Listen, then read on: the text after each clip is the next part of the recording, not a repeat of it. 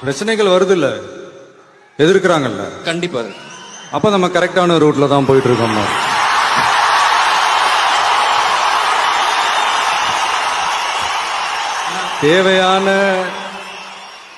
தேவையான விமர்சனமும் தேவையில்லாத எதிர்ப்பும் தான் நம்மளை ஓட வைக்கும்.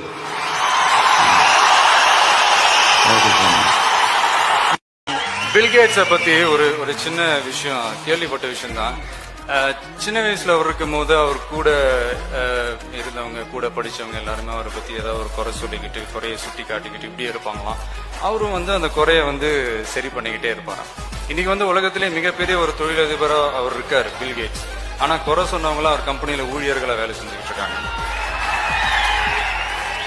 கரெக்ட். நீங்க என்ன நினைக்கிறீங்க எனக்கு புரியுது. இவர் பெரிய பில்கேட்ஸான்னு கேக்குறீங்க, அதானே?